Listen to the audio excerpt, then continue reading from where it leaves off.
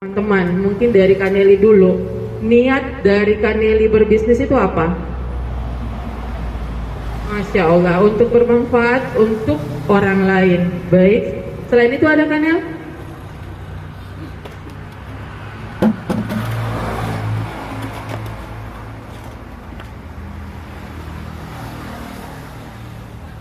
Kaneli nggak mau pakai mic. Oke, nanti saya ulang ya apa yang Kaneli bilang. Oke?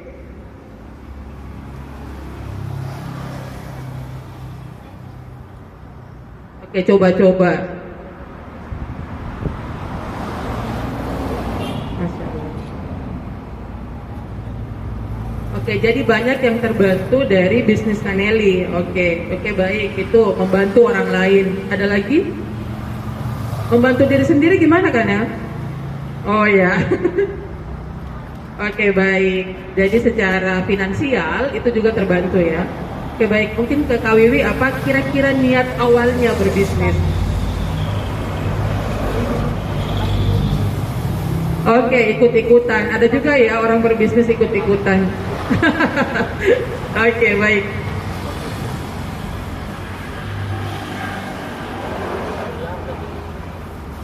Oke, mencari kesibukan. Oke, baik. Ada lagi?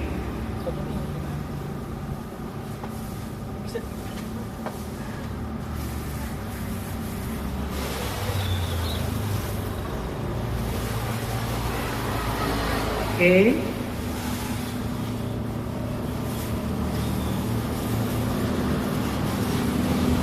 Oke, berarti di awalnya itu ikut-ikutan, tetapi apa yang dihasilkan itu bermanfaat. Masya Allah. Oke, mulia sekali ya niatnya Kak Neli sama Kak Wiwi. Kak, maaf, siapa? Kak Amel? Ya, di awal Kak Amel usahanya apa? Hmm.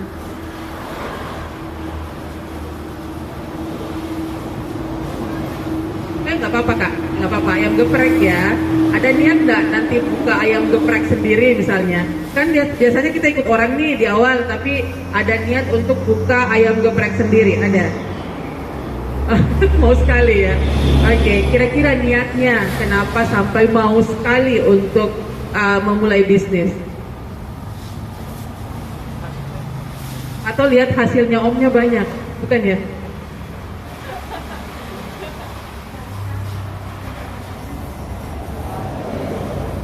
Tapi niat maksudnya sekali-sekali punya usaha sendiri, tapi ada tidak dalam hatinya kakak, saya berbisnis ini karena mau apa gitu?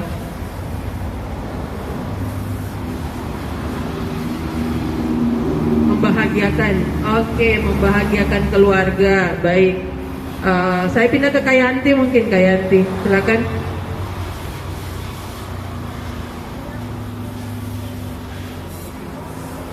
Oke, niatnya berusaha untuk keluarga. Next, apa lagi?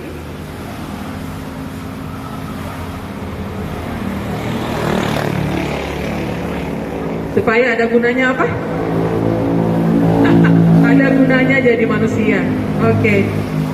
Kak Devita mungkin, Kak Dev, awal berbisnis itu niatnya karena apa? Oke, ini yang saya suka sih, dari tadi saya tunggu-tunggu jawaban ini. Ternyata ada di Kak Dev. Oke, ingin jadi orang kaya, sekaya apa Kak Dev? Nah, setengah-setengah.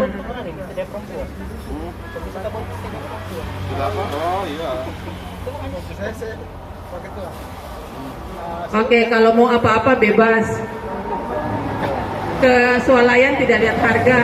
Itu impianku itu Kak. Oke, baik, mau sedekah bebas. Masya Allah. Thank you Kak Dev.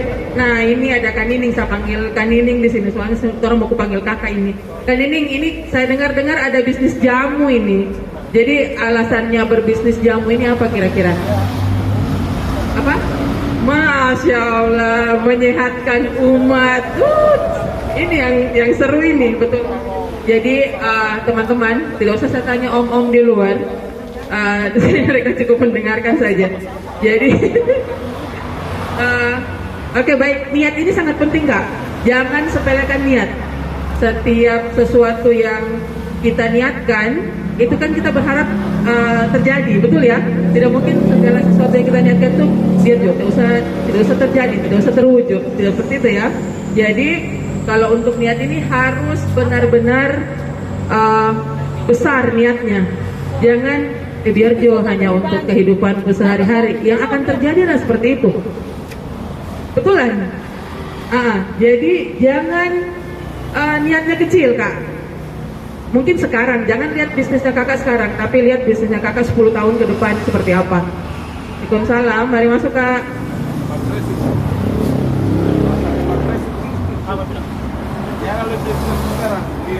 Oke, jadi niatnya itu harus besar. Kayak Kak Dev bilang harus jadi orang kaya. Kaya, jangan sangka bahwa kaya itu tidak membawa kita ke surga. Kaya itu bisa bawa kita ke surga loh, serius. Kita bisa bangun pesantren, gimana mau bangun pesantren kalau duitnya nggak ada? Kita mau sedekah 1 miliar, gimana caranya duitnya nggak ada? Jadi niatnya harus besar ya, supaya powernya besar. Ketika melakukan sesuatu itu powernya besar. Kalau niatnya cuma kecil, power untuk melakukan juga kecil. Jadi buat teman-teman, ini satu yang pertama ya, kalau awal berbisnis niatnya harus apa? Besar. Oke. Ada yang mau rubah niatnya? Oke. Sebenarnya saya pengen ada yang menulis ya di HP boleh. Silakan teman-teman tulis di HP niatnya berbisnis itu untuk apa gitu. Jangan kayak tadi ya, yang penting saya bisa makan misalnya, atau tidak keluarga saya bisa terpenuhi kebutuhannya. Jangan seperti itu. Jadi niatnya dibesarkan lagi. Coba niat ini gratis ini, tidak bayar. Kenapa kalian takut? Kasih besar memang ya. Checklist impian, oke. Betul Kak. Kalau orang ini sekali dengan catatan impian itu sangat penting, karena itulah yang menggerakkan kita. Kalau kita tidak tulis impian kita, itu tidak ada bahan bakarnya. Saya mau apa hari ini? Untuk apa saya berbisnis? Untuk apa saya bekerja? Itu tidak ada tujuannya gitu. Jadi buat teman-teman di awal berbisnis itu niatnya, tujuannya dibesarkan lagi. Misalnya nggak berani nih saya mau haji, furoda, tulis. Gratis ya, tidak ada yang marah kok. Kenapa takut gitu? Jadi buat teman-teman, walaupun mungkin sekarang bisnisnya, saya masih jualan ini masih kecil-kecilan, tetapi harus bisa lihat nih ke depan, 10 tahun ke depan bisnis saya seperti apa. Misalnya Kak Yanti punya pabrik keripik yang maklonin satu Indonesia misalnya, untuk dia punya produk. Jadi betul-betul lihatnya dikasih besar ya Kak Yanti, bukan hanya yang penting keluargaku bahagia. Nggak, kalau kita bisa membahagiakan satu Sigi Biromaru ini, kenapa hanya membahayakan diri sendiri? Seperti itu ya. Oke. Bisa di ini masuk ya ke dalam diri teman-teman. Oke, baik. Terus setelah niat, otomatis jangan hanya niat, tidak ada actionnya. Oke. Jadi ketika niatnya sudah ada, tujuannya sudah ada, actionnya lagi. Nah, kalau untuk action ini jangan besar, stres nanti. Jadi kalau tujuan besar, actionnya itu harus dipilah kecil-kecil. Bisa ya?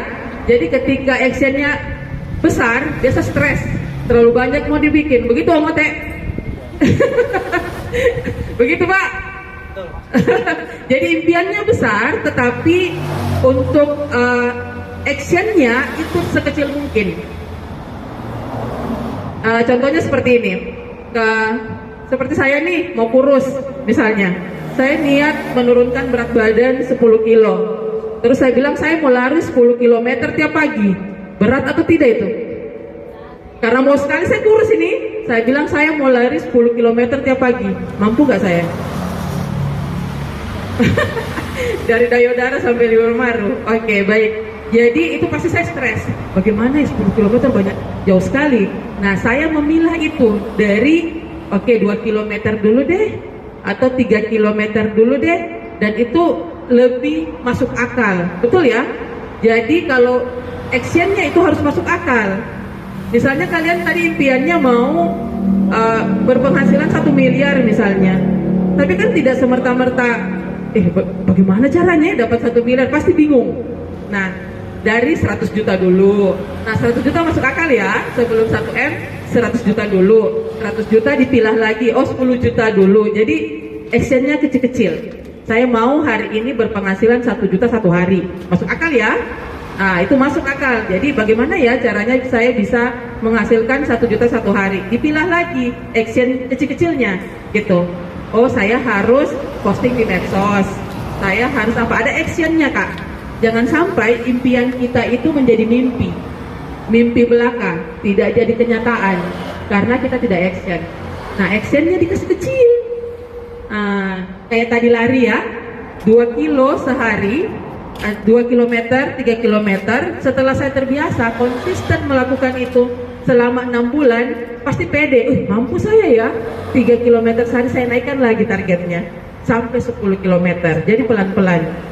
Biasanya tantangan seorang pengusaha itu, dia tidak sabar, langsung mau semuanya. Apalagi lihat temannya, ternyata dia sudah berpenghasilan 100 juta satu hari, masa saya cuma begini, itu bisa stres loh. Jadi jangan fokus ke orang lain, fokus ke bisnis kita ya. Jangan pernah melihat orang lain, jangan pernah membandingkan diri kita dengan orang lain, sumpah itu menyakitkan, stres. Jadi lihat diri kita yang sekarang. Misalnya nih kita mau berproses, Kak, saya penghasilanku satu hari baru 500, misalnya 500.000 saya punya omset, saya mau 1 juta, gimana ya caranya? Nah, cara itu yang dicari. Boleh ya, itu lain lagi ilmunya, itu masuk materi marketing kalau mau meningkatkan omset. Karena kita bicara konsistensi sekarang, atau cara, trik bagaimana bisa konsisten dalam berbisnis, saya lain lagi ceritanya, seperti itu. Jadi buat teman-teman supaya tidak stres dengan targetnya, dipilah sekecil mungkin. Apa yang bisa dilakukan hari ini, besok, dan seterusnya. Tapi harus ada batas waktunya, Kak. Harus ada batas waktunya, jangan sampai kecil-kecil terus actionnya. Jadi ada batas waktu, oke, saya akan melakukan ini 6 bulan sampai 6 bulan ke depan, dengan harapan 6 bulan ke depan target saya tercapai. Jadi kita juga bukan terburu-buru, tetapi di planning selama 6 bulan apa yang saya lakukan untuk mencapai target itu. Seperti itu ya. Oke. Sudah berapa poin, Kak Ning? Saya tidak mencatat soalnya ini. Kalau ada papan saya catat. Sudah mau 5. Oke, baik, dari niat, terus actionnya. Jadi digarisbawahi bahwa impian kita tidak bisa kecil, harus besar, tetapi actionnya kecil-kecil, jangan besar, supaya sesuai kapasitas kita. Karena kita kan berproses nih, tidak mungkin sekarang nih saya kasih Kak Nining uang misalnya 10M, pasti bingung Kak Nining mau diapakan, pasti ya bingung. Jadi sesuai dengan kapasitas kita. Allah itu memberikan sesuatu ke kita itu sesuai kapasitas. Berarti kita belum bisa nih manage uang 10M, belum dikasih. Seperti itu ya. Jadi buat teman-teman, berproses saja, dari niatnya, konsistennya. Nah, kalau trik konsisten sebenarnya TDA ini memberikan lingkungan yang membuat kita konsisten. Terus terang ya, TDA ini, makanya dipanggil saya sharing, biasanya saya tolak. Saya tidak suka bicara sebenarnya di depan umum, cuman karena TDA gitu, orang bilang TDA memanggil. Nah, Pato Donat sendiri ini besar dari TDA dan konsisten dari TDA juga. Kalau TDA tidak ada, mungkin semangatnya menurun gitu, karena tidak ada orang-orang yang mensupport kita. Curhat juga, kalau curhat sesama mungkin pengusaha itu enak curhatnya karena dia paham dengan kondisi kita. Beda kalau kita curhat sama keluarga yang bukan pengusaha, atau dia misalnya ASN, pasti dia bilang berhenti Jo coba bisnis, tuh banyak sekali kok rugi, begitu kan? Jadi teman-teman hati-hati memilih circle. Ketika kalian niat mau jadi pengusaha, circle-nya pengusaha juga, karena teman-teman yang duluan berbisnis itu sudah mengalami apa yang kalian alami sekarang. Seperti itu ya. Jadi tempat bertanya, terus bisa jadi mentor, dia kasih tunjuk jalannya. Oh kalau kamu mau begini, di sini jalannya, seperti itu, supaya kalian tidak terperosok dalam jurang, gitu ya. Jadi apa setelah itu? circle yang positif. Itu yang membuat kita konsisten sebenarnya, circle-nya. Karena kita lihat tuh teman, misalnya lihat teman nih, wah dia berhasil nih, tapi bukan kita lihat dia berhasil, bukan iri yang datang, tapi bagaimana caranya kok bisa seperti itu. Saya biasa begitu, kalau lihat teman yang cepat sekali misalnya usahanya maju, saya pasti dekati apa triknya, apa amalannya. Saya selalu tanya seperti itu, apa triknya dan apa amalannya yang bisa dia sampai berhasil seperti itu. Gitu ya. Jadi circle yang positif itu penting. Dan selamat buat kakak-kakak yang baru bergabung di PDASPG. Teman-teman sudah mendapatkan circle yang tepat menurut saya. Tinggal konsisten saja untuk berada di lingkungan ini. Oke. Yang terakhir mungkin disiplin, Kak. Karena ketika mengeksekusi sesuatu itu harus disiplin. Misalnya nih kita mau kayak saya tadi mau lari, tapi tidak disiplin bangun pagi misalnya, berarti lari nggak jadi. Jadi disiplin ini susah-susah gampang. Saya juga merasakan bahwa belajar untuk disiplin ini memang butuh effort yang luar biasa, setengah mati disiplinnya. Tapi ada caranya, dibikinkan checklistnya, Kak. Jadi ada checklist kegiatan harian, dan itu di checklist sudah dilaksanakan atau tidak. Dan itu jadi kita punya evaluasi. Ternyata saya hari ini dari 5 agenda yang saya laksanakan cuma 2, yang gagal misalnya 3. Besok saya mau 3 yang berhasil, gagalnya cuma 2. Begitu terus sampai memang checklist yang kita tulis itu kita laksanakan gitu. Jadi jangan tidak ada checklistnya. Satu hari ini kakak nih, Kak Wiwi, misalnya mau drop selada di TT Shop atau di mana, itu ditulis, Kak. Jadi itu sebagai bukti bahwa kita konsisten dengan apa yang kita lakukan. Seperti itu. Itu sih kalau dari saya. Saya tidak punya tips yang semua ada di Google, ada ini tips. Cuma memang pada pelaksanaannya kadang orang kayak putus asa begitu ya. Tidak usah kalian, saya juga begitu. Tanya nih Om Bahar, berhenti juga barangkali ya, kayaknya ini tidak ada masa depan. Ada kata-kata seperti itu, tetapi ingat lagi mimpinya, ingat lagi tujuannya apa. Ketika itu dituliskan dan dilihat, saya tidak akan capek mimpi saya kalau saya malas-malesan misalnya. Saya berhenti di tengah jalan, tidak akan sampai ke tujuan. Seperti itu ya. Oke, cukup dari saya, Kak Wiwi, saya kembalikan. Oke, terima kasih Kak Mina atas tips dan triknya.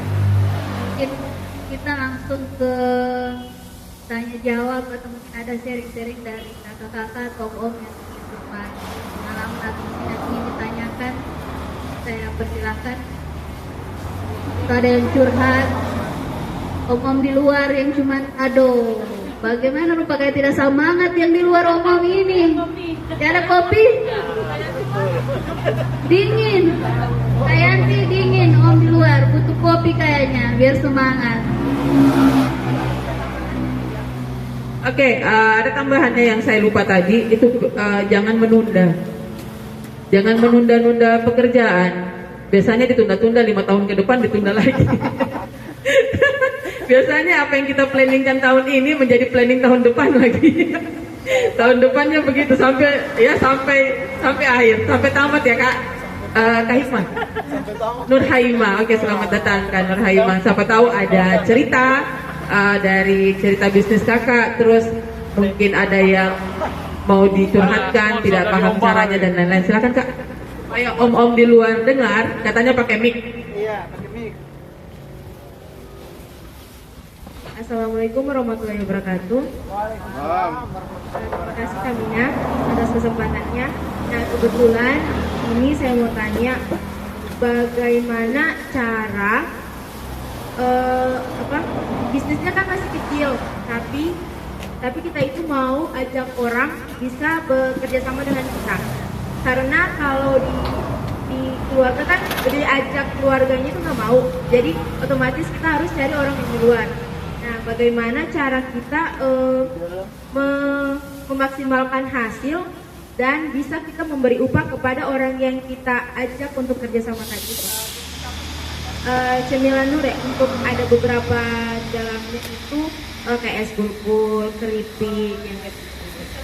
Sistemnya, kalau sekarang saya sistemnya untuk es gulpulnya itu kan di sekolah-sekolah. Jadi saya cari orang untuk jaga di sekolah tersebut. Nah, jadi untuk sistemnya sekarang saya masih pergunakan 20% dari hasil tiap harinya itu untuk orang yang jaga. Bagi hasil. 20%-nya dari penghasilan setiap harinya itu untuk dia, kayak gitu. Terima kasih. Pertanyaannya, apakah perhitungan yang saya lakukan itu udah betul atau bagaimana ya Kak? Untuk untuk bagi-baginya, untuk memaksimalkan jangan sampai tidak ada keuntungan untuk kedepannya gitu. Makasih Kak. Assalamualaikum warahmatullahi wabarakatuh. Thank you Kak Nur. Milan Nur ya. Menarik sih Kak Nur. Memang begini, ketika kita bukan mengajak orang untuk bekerja sama, dia itu harus ada riwayat dari berapa yang saya dapatkan begitu ya. Catatan, kakak harus mencatat bahwa di SD ini itu pembagian satu bulannya bisa segini. Jadi apa, laporan keuangannya harus dia lihat dulu. Biasa orang percaya ketika ada datanya Kak. Ketika tidak ada datanya, kok jualan nih 20% ke kau, di sini rame dan lain-lain, nggak percaya dia.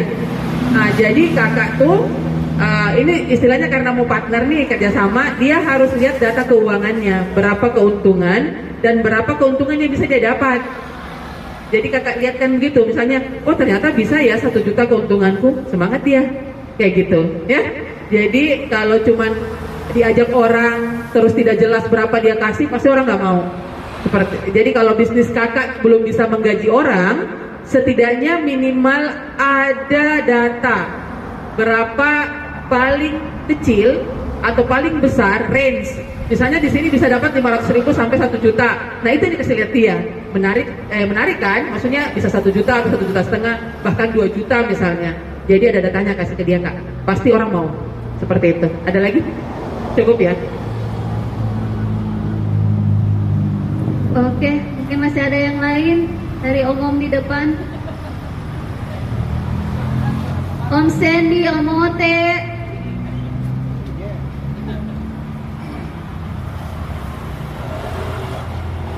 Oke, mungkin Kak Nining mungkin ada.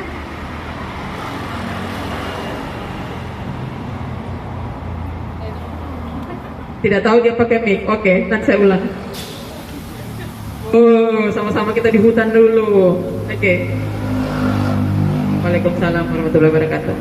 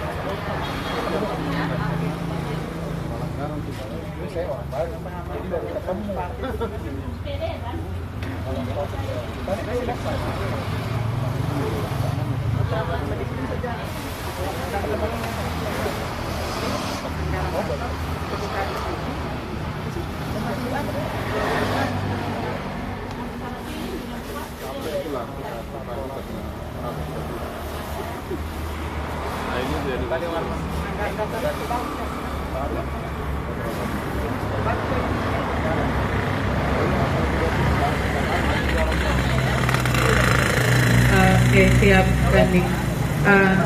Keren-keren. Kira-kira ada masalahnya enggak setelah ini berjalan? Kurang pede, baik. Kurang pede dengan produknya atau? Baik, siap. Oke, ada ilmunya itu Kak. Jadi sedikit cerita Om. Kak Nining ini punya usaha jamu. Jadi jamu untuk kebetulan saya mau menurunkan berat badan. Jadi jamu untuk menurunkan berat badan, terus untuk asam lambung ya Kaning, terus untuk susah haid itu ada sama Kak Nining. Nah, bisnisnya Kak Nining ini ada karena masalah yang timbul, susah cari obat ya. Memang begitu, bisnis itu yang baik timbul atau ada karena ada masalah dan menyelesaikan masalah. Nah itu, kalau bisnis kita tidak menyelesaikan masalah orang lain, itu susah berkembangnya. Jadi bisnis itu ada karena ada masalah, bukan karena kemauan ownernya, seperti itu. Nah, jadi pertanyaan Kak Nining tidak pede karena gramasinya itu belum tepat. Ada Kak, dibikinkan SOP-nya. Jadi biar bukan Kak Nining yang bikin, orang lain. Misalnya Kak Nining di Jakarta nih, saya tahu dia bolak-balik Jakarta.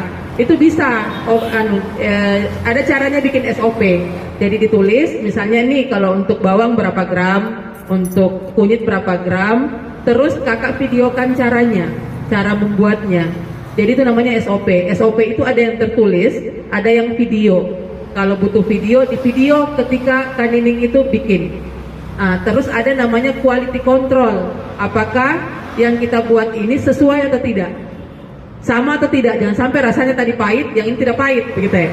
Jadi, tapi diulang-ulang Kak, sampai dia betul-betul sama rasanya. Dalam usaha itu sangat penting. SOP dan quality control itu sangat penting. Nah, kalau pato dibuat hari ini rasanya beda dengan besok, customernya lari. Dia tidak akan bertahan lama karena kecewa dengan rasanya yang tadinya enak menjadi tidak enak.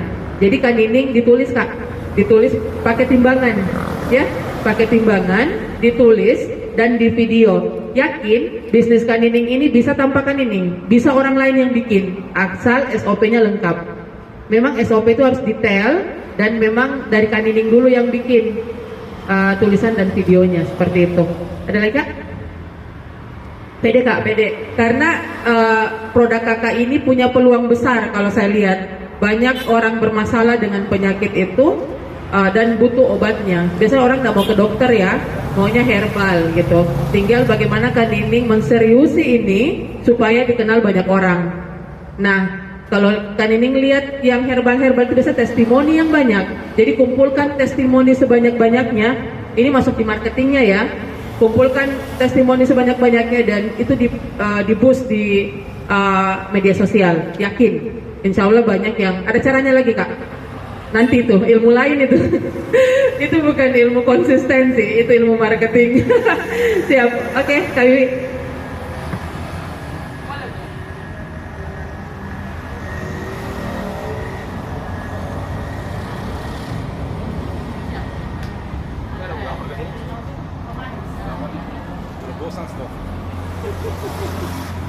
Karena sering dia datang posisi dia. Siapa?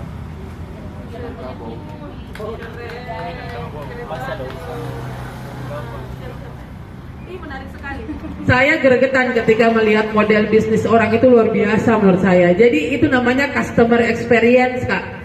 Jadi ketika orang datang minum jamu, dia tahu ini loh daunnya. Orang tidak semua orang tahu loh ini daun kunyit, ini daun apa. Keren kan nih, diseriusi. Nanti saya bantu untuk bikin model bisnisnya.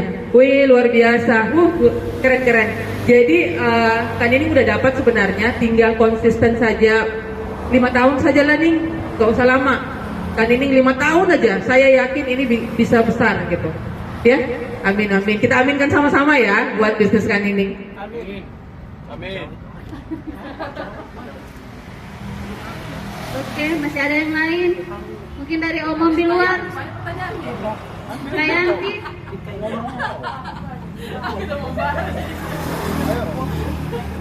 Mungkin saya sedikit kan.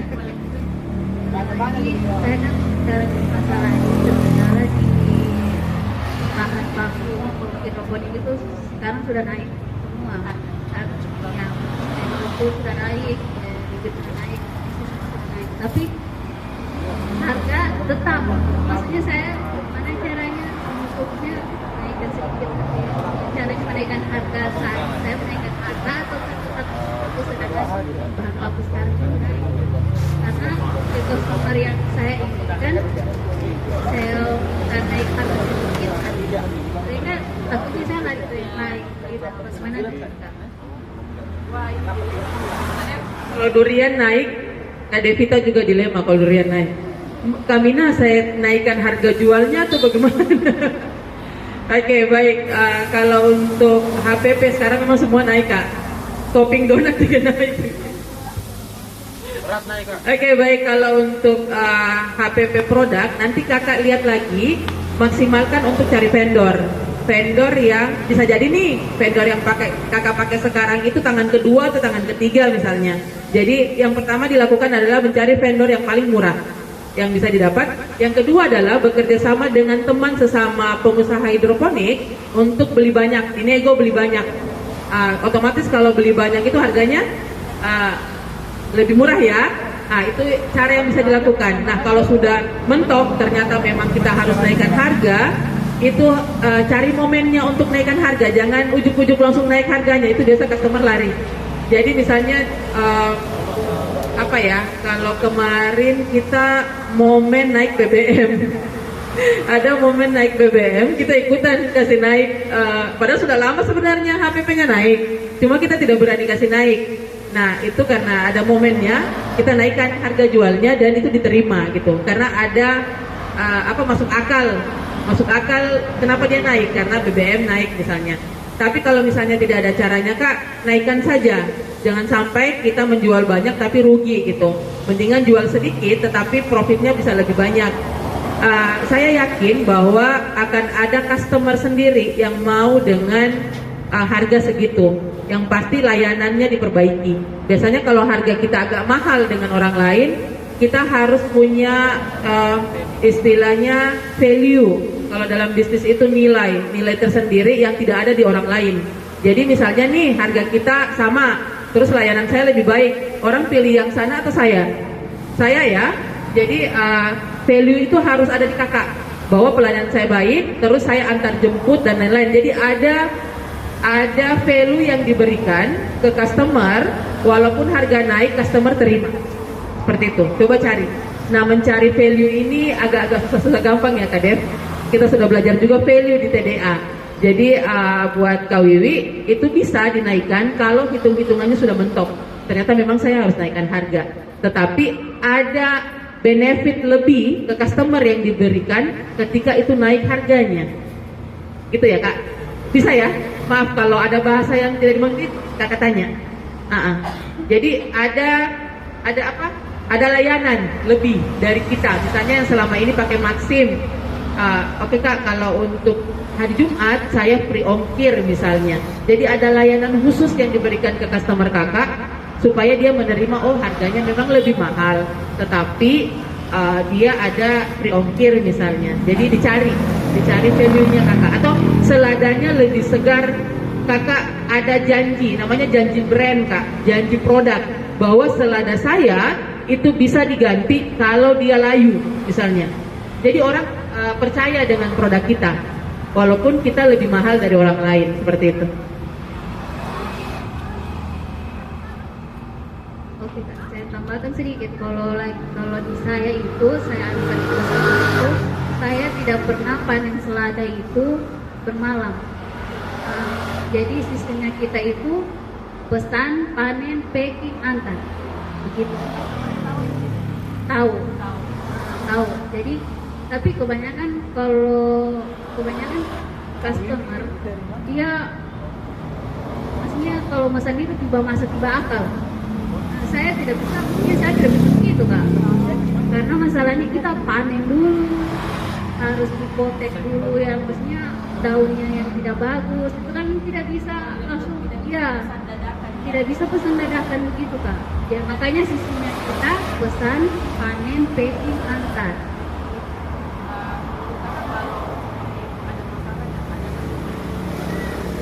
Iya Kak, ada malahan banyak yang mundur karena kita seperti itu. Jadi kalau caranya saya langsung WA. Saya bilang Kak, bukan kita tidak mau memenuhi permintaan, tapi istimewa kita itu kita tidak pernah memberikan selada itu yang bermalam. Jadi selada tidak pernah keluar kulkas, antar tidak pernah begitu. Selamanya keluar dari kebun, langsung antar, tidak pernah keluar kulkas. Begitu. Apakah dia berulang pesan dadakan atau hanya pada saat Iya selalu begitu, karena ada customer saya yang begitu, pesan dadakan. Ya, tidak ada. Pokoknya yang kalau customer yang ini ada beberapa selalu begitu. Tidak tentu waktunya. Pokoknya kayak dadakan pokoknya, tiba akal Kak pesan 100 pieces, baru sudah sore. 100 pieces sudah sore. Belum kita mau packing. Tuh makanya biasa saya selalu bilang Kak, lain kali begini Kak, kalau bisa jangan begitu. Ya tetap kita tidak mengerti. Jadi mau tidak mau ya kita bilang sabar karena selada kita panen dulu, kita packing dulu. Kalau Kakak mau menunggu saya panenkan. apakah dia Bisa mau langsung 100-nya atau bisa dia terus?